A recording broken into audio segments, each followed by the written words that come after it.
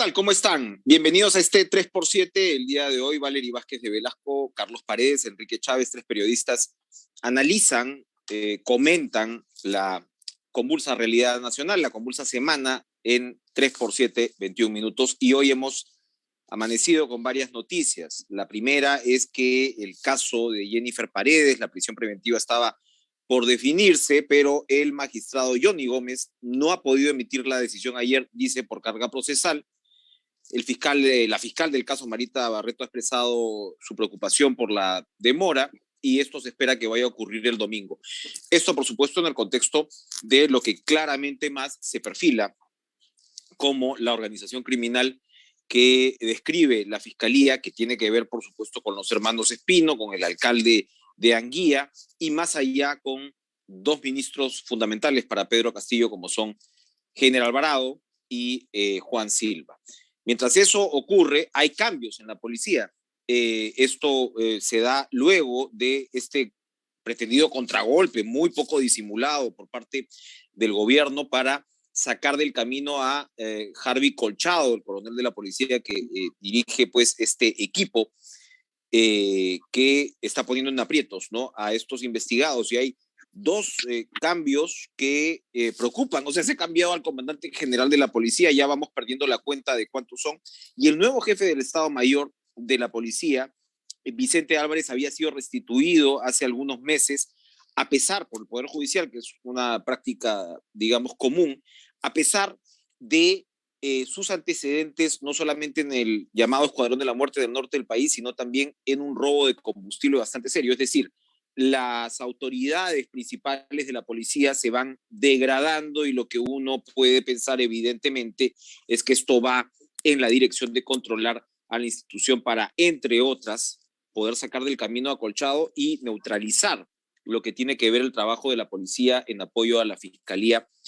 En este caso, que le pisa cada vez más los talones al presidente de la República. Carlos, comenzamos. ¿Cómo ves esta concatenación de hechos? Bueno, lo que queda claro es que la movida del presidente es para lograr la venganza contra un policía que encarna la acción de la justicia frente a su familia y a él personalmente, como dice el Ministerio Público, como líder de una supuesta organización criminal enquistada en Palacio de Gobierno y que se está repartiendo el presupuesto nacional como si fuese un botín. Y claro, ya tenemos 7 ministros del Interior. Este es el 5º comandante general de la policía en este gobierno, apenas de 12 meses y pico. Y lo que quieren es lograr algo que ha sido groseramente abusivo, calificado por muchos juristas, analistas, como incluso una infracción constitucional, porque el jefe supremo de las Fuerzas Armadas y de la policía, el presidente, le está pidiendo a su institución que inicien una acción y que lo destituyan, cuando lo único que ha hecho el coronel Harvey Colchado y el equipo de policías que asiste al Ministerio Público en este tema es cumplir un mandato judicial. Y el mandato judicial era ir y detener a Jennifer Paredes, y tenía mandato para ingresar a la residencia presidencial en Palacio de Gobierno. Eso significa que podrían romper puertas con una pata de cabra, podrían meterse debajo de la cama, podrían meterse en el closet o en el baño para ver si encontraban otros $20,000. Lo que dice el abogado Pachas, que yo no sé dónde he estudiado Derecho, la verdad, porque cada vez que habla, los que somos legos en temas especializados de Derecho Penal por sentido común, nos damos cuenta que el señor está hablando cualquier cosa, y yo creo que está muy mal asesorado el presidente en los temas penales, porque tanto él como Benji Espinosa lo están haciendo trastabillar todo el tiempo. Le están haciendo acumular infracciones constitucionales y además dar el mensaje constante de que en verdad no quiere colaborar con la justicia. Todo lo contrario, está petardeando al sistema de administración de justicia, que empieza con la policía, el Ministerio Público y, por supuesto, el Poder Judicial. Esta demora ya sospechosa del juez Johnny Gómez Balboa para definir la situación judicial o legal de tanto Jennifer Paredes como del alcalde de Anguía, José Medina, dicen responde a presiones muy fuertes que está teniendo desde lo más alto del poder, porque ya el domingo, que es la tercera citación, se va a cumplir una semana de diligencias y se han sobrepasado largamente todos los plazos establecidos y razonables. Y yo creo que ahora sí lo veo desesperado a Pedro Castillo, porque lo único que está haciendo es defenderse de estas acusaciones graves. Vale, y sencillamente para complementar ahí, esto ¿crees que va configurando a ver un patrón de obstrucción a la justicia? Porque esto, digamos, en el tema del destino de Pedro Castillo tiene que ver, por un lado, por supuesto, con el tema judicial, porque se ha abierto y se sigue hablando de lo que podría hacerse desde el Poder Judicial con la continuidad del gobierno, que es, digamos, tierra no explorada jurídicamente, pero posible. Y por supuesto, el otro frente sigue estando en el Congreso, ¿no? Donde se acaba de anunciar una tercera moción de vacancia que en este caso impulsa un congresista de centro, vamos a decirlo así, como Ed Málaga, y que tiene que ver, por supuesto, con esta acumulación de infracciones constitucionales que el presidente estaría, digamos, enfrentando. Ese escenario entre lo político y el Congreso, es decir, y el Poder Judicial, ¿cómo lo observas? Mira, lo que me parece interesante es que el discurso del Ejecutivo está siendo bastante coherente porque de alguna forma están de acuerdo con petardear las investigaciones, cambiar a los altos mandos de la policía, están haciendo cosas que son evidentes dentro de también las declaraciones que está dando el presidente del Consejo de Ministros y el mismo presidente, ¿no? Lo que preocupa en este caso, y es lo que acaban de ustedes de decir que es sospechoso, es la actitud de este juez, ¿no? Porque una semana para finalmente dictar la prisión preventiva a Jennifer Paredes ya se comienza a ver como un escándalo, ¿no? Y sobre todo la forma en la que ayer han postergado esta última audiencia, ¿no? La carga procesal no es algo que aparece de la noche a la mañana, no es algo que sucede de pronto y entonces, uy, me di cuenta como juez Johnny Gómez que tengo mucho trabajo, que tengo 7 casos y que estoy ocupado. Es que de pronto el único caso en el que toda la prensa y todo el Perú está pendiente de resolver es el suyo y lo sigue postergando. Vamos a ver qué pasa mañana en esta audiencia, pero sí yo creo que es una pésima señal que él no haya dado todavía su decisión sobre Jennifer Paredes. Esa situación está levantando sospechas, está haciendo que se conozcan estas posibilidades de presiones y más allá de las presiones que podemos entender que existan o la desesperación que podemos entender que exista, el hecho de que se esté haciendo caso a ello es el problema mayor, ¿no? Yo creo que hay que esperar al domingo a las 4 de la tarde, como ha sido dicho que va a ocurrir este pronunciamiento final, pero la verdad es que ya huele mal, ¿no? Ese es el problema. Yo creo que las posiciones están claras en el caso de, por ejemplo, el presidente Pedro Castillo, como decía su equipo desde el Ejecutivo, pero solo nos queda la Fiscalía actuando coherentemente, ¿no? El juzgado está poniendo una mancha, ¿no? En este proceso y en este pedido de audiencia. Para completar la figura de la estrategia fiscal, Carlos, a ver, cuando hablamos de organización criminal y en esta hipótesis de la fiscalía entran, además de los personajes que hemos descrito y el destino que les espera todavía, los congresistas, ¿no?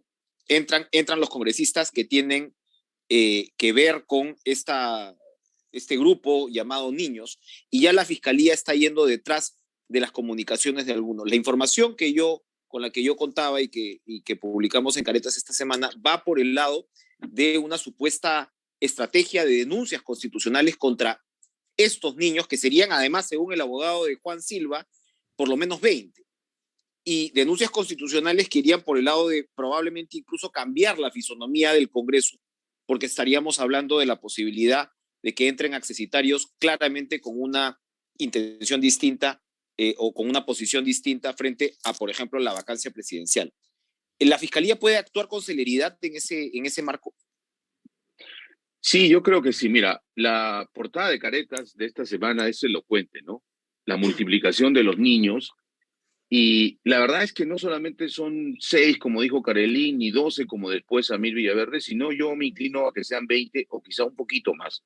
Y no solo de Acción Popular, estamos hablando de Alianza para el Progreso. En Contracorriente hemos demostrado hace 2 semanas que hay por lo menos 3 congresistas de Alianza para el Progreso con la misma modalidad. Van a llevar alcaldes, autoridades locales a este ministerio clave que era vivienda, construcción y saneamiento, pero además van acompañados de empresarios constructores que después finalmente van a ser los escogidos para hacer esas obras.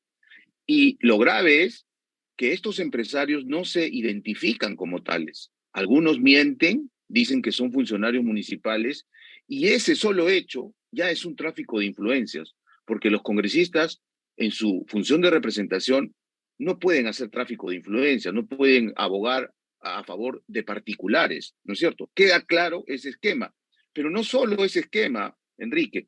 Esta semana estamos investigando que hay un congresista de Acción Popular distintos a los que ya se han voceado como niños, que por ejemplo ha negociado tener su propia cuota, controlar la superintendencia de migraciones, siendo él un empleado de migraciones que hoy quiere controlar la institución, ¿no? Y ha puesto a alguien aparentemente de su absoluta confianza, ¿no?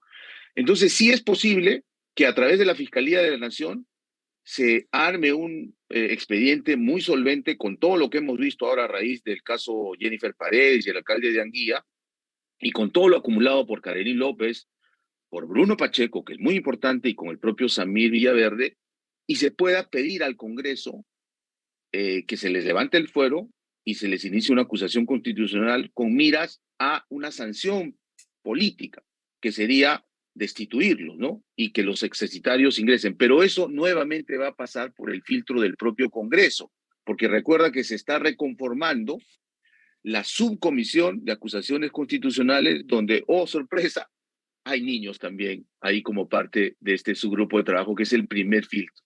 Entonces, yo creo que hoy, más que nunca, esta perversa frase de Otorongo no come Otorongo se está haciendo evidente en el Congreso de la República, y creo que la ciudadanía ya tiene que reaccionar tanto para el Ejecutivo como para el Legislativo, que no está a la altura de su responsabilidad. Añado un datito, Valery, porque el MEF acaba en este minuto de emitir la nota de prensa que presenta el proyecto de ley por presupuesto para el año fiscal 2023 por 214.8 mil millones. Esto no tendría nada de novedoso si es que el señor Luna no fuera el presidente de la Comisión de Presupuesto, y si es que obviamente lo que se está corriendo ahora es que hay un porcentaje, se habla del 5% incluso del presupuesto listo para ser negociado, y acá evidentemente el Ejecutivo va a tener seguramente una herramienta precisamente de coordinación con los niños para poder repartir lo que tengan que repartir en estos momentos, ¿no?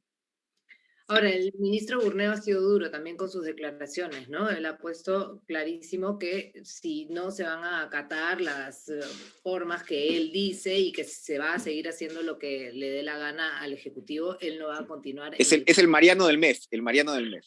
Bueno, Sí, ojalá que este proyecto de presupuesto haya pasado por el MEF y el ministro Curburneo le haya dado el visto bueno, ¿no? Porque parece ser que todo lo puentean al ministro, y de hecho ha renunciado la viceministra Sotelo, una funcionaria de carrera, con mucho prestigio y con muchos años en el MEF. Nos dice algo también esa renuncia, ¿no?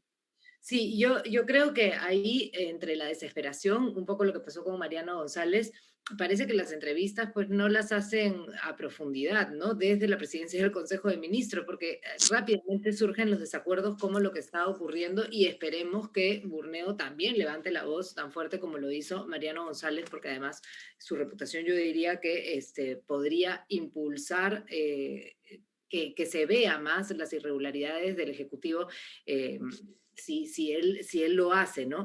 Pero lo cierto es que el Ejecutivo, bueno, sigue haciendo lo que le place con todos estos cambios, ¿no? Y yo creo que es una forma también de picar al Congreso, pero sin embargo, volviendo a lo que pasa en el Congreso, no entran balas, ¿no? Hasta el momento, por ejemplo, esta propuesta de vacancia que se está dando también, una tercera vacancia por parte de Diego Bazán, Edward Málaga, Uh-huh. y otro congresista que ya han estado anunciando que se daría, en principio podría no colar, ¿no? Según lo que están diciendo los analistas políticos a estas alturas. Sigue manteniéndose esta fórmula 44 y a pesar de los accesitarios podría mantenerse también. Esa es la opción que quedaría o que sería la más rápida, pero todavía parece que no tiene. Tú has hablado, Valerie, mucho en este programa precisamente sobre eso, sobre este mantenimiento de statu quo, sobre esta especie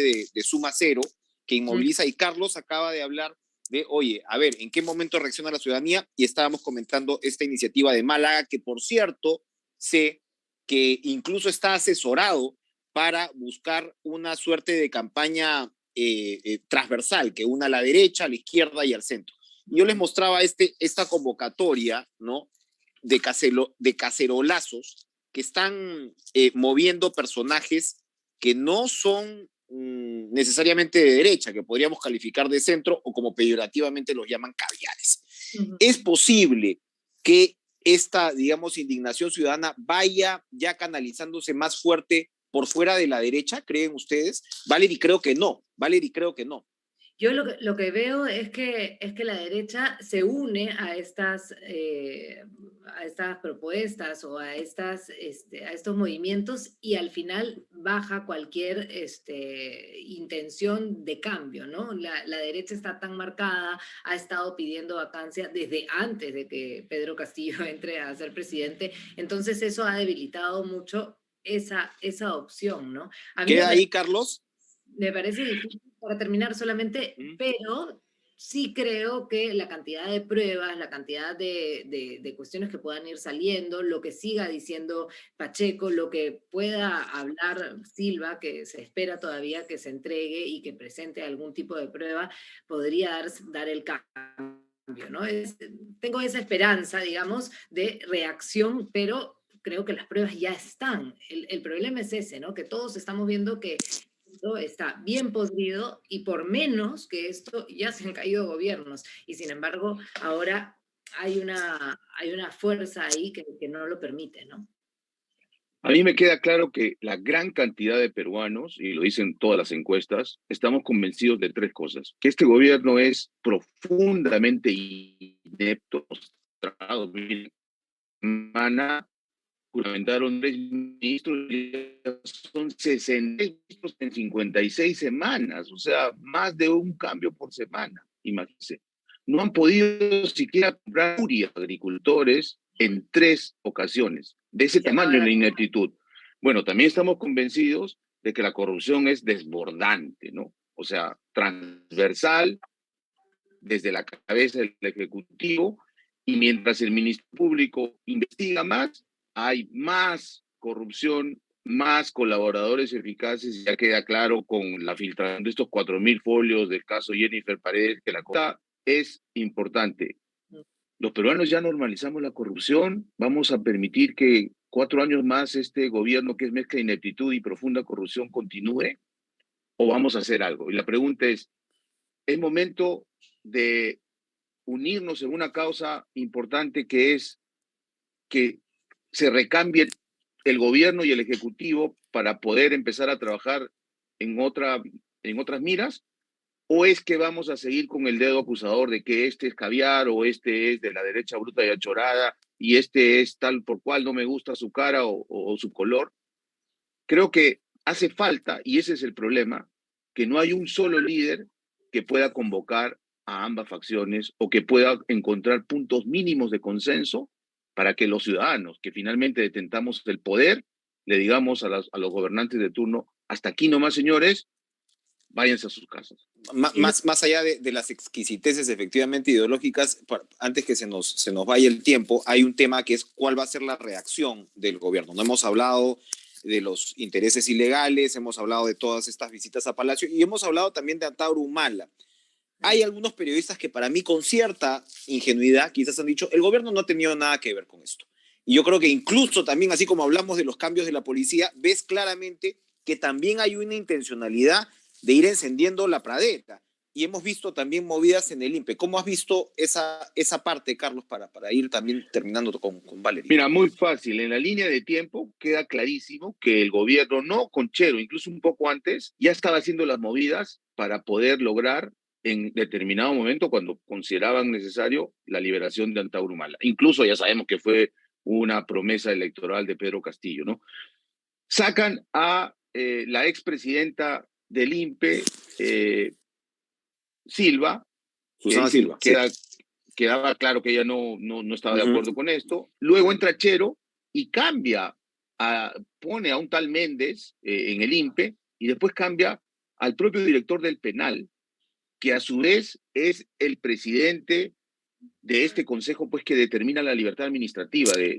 Y eso se concatena con las visitas no solo de Virgilio Acuña, sino del brazo derecho de Humala, tanto al Congreso, congresistas oficialistas, como a la propia Presidencia de la República y a la PCM. Además, su esposa y su hijo putativo también han tenido una serie de visitas con personajes clave del oficialismo, y lo que me queda claro es que es una decisión política de Pedro Castillo. Él dijo: el timing es ahora, que salga. Lo que todavía no tengo claro es para qué ha salido, ¿no? Porque él se ha ido a una playa cercana a Lima, ha festejado su libertad, y ahí he visto personajes como Vigilio Acuña, Nancy Obregón, Gustavo Espinosa, Roger Cáceres Velázquez. Hay una relación bien rara y de hace años entre los Cáceres Velázquez y Antauro Humala. Aquí se las traen. Jorge Castro es otro congresista de la izquierda, es decir, la izquierda sí, dura y con cierta representación popular parece ser que tienen algún proyecto político, no sé si en apoyo de Castillo o en hacer su propia faena, ¿no? Lo que está claro es que Antauro Humala perturba, ¿no?, la escena política. Ni hablar trae tranquilidad, ¿no? Yo creo que a nadie le hace pensar que viene con una intención pacífica. Es ultra radical y él se ha presentado confrontacional siempre, ¿no? Además coincide con este movimiento, que igual es pequeño, pero en la Plaza San Martín hubo un montón de reservistas pidiendo diferentes derechos, pero coincide, ¿no?, de inmediato con esa situación. Y yo creo que para todos es más cercano Antauro Humala al gobierno que lejano, ¿no? Yo quería decir un paréntesis porque entiendo que el tiempo se nos acaba. También el tema de caviares y ultraderecha, ¿no? Cómo se está posicionando Vladimir Cerrón en su discurso, y la opción de que sea él y ese grupo el que finalmente le dé la espalda primero a Pedro Castillo, ¿no? Eso yo creo que podría ser la sorpresa del año cuando se vuelva a ver esta última intención de vacancia desde el Congreso de la Que los República. extremos se juntan en contra del profesor. Los Ya han dado extremos muestra de que pueden hacer cosas juntos, ¿ah? y la crítica a la caviarada esta semana ha sido muy fuerte, ¿no? Es como si los caviares fuesen el gran fantasma, ¿no? Cuando Julio Guzmán sacó 2.36% en las elecciones, y yo creo que allí hay, más allá de un tema hepático, y en fin, cada uno purgará sus culpas, pero hay una intencionalidad que va por el lado de la desaparición del centro, ¿no? O sea, es decir, el centro tiene que desaparecer porque es mucho más fácil que yo, Cerrón, o que yo desde la derecha más extrema tenga un enemigo tan claramente definido. Y eso está pasando en realidad en todas partes, ¿no? O sea, yo creo que al final, y va con las reflexiones de ustedes dos, es necesario de alguna manera tener un punto de conversación y de diálogo. Y Pero eso, mal que bien, te lo da el centro político. Así no sean los caviares. En realidad, ahorita no tenemos casi centro político. Pero yo creo que se ataca el centro porque es la única salida, ¿no? Se ha visto que los extremos conservadores realmente no llegan a ningún acuerdo, no proponen nada bueno. De pronto tenemos el gobierno que tenemos y el Congreso que tenemos porque justamente representan esos dos extremos. Entonces hay que atacar al centro, que supuestamente sería la salida a esta situación, ¿no? Entonces, de ahí el demonizar a los caviares. Ahora, el problema es que no hay una figura de centro que hoy aglutine siquiera los del centro, ¿no? O sea, están desperdigados. O sea, el propio Partido Morado no está apoyando las iniciativas que algunos ex morados quieren, por ejemplo, para adelanto de elecciones, ¿no? Málaga también, ahora le dicen camote, ¿no? Porque es morado por fuera y naranja por dentro. ¿Qué está pasando? ¿No? Sí, Es pero decir, el propio centro no está siendo protagonista de su propia agenda. yo creo que justamente como ha sido tanto el movimiento desde la derecha, el centro o cualquier otro movimiento que sea alejado a los extremos, se ha mantenido en silencio. Pero eso no quiere decir que una vez que surja la vacancia que podría darse, como estábamos discutiendo, pues no aparezca gente que se está preparando, que está conversando y que evidentemente también está moviéndose, porque la política por abajo igual está en ebullición, a mi modo de ver. Y bueno, justo cuando hablamos del centro apareció el gato de Valeria, así que de repente es una suerte de señal. De repente el centro va a tener, no sé, bigotes, orejas, vamos a ver cómo va apareciendo el centro, pero lo que se nos ha acabado es el tiempo. Y bueno, todo acá en no, es una profecía, es una profecía. Gracias entonces, Okay. Gracias a todos por seguirnos, tengan un excelente fin de semana y nos vemos en el próximo 3x7. Hasta Chao. el próximo sábado, gracias, chao. Buena semana.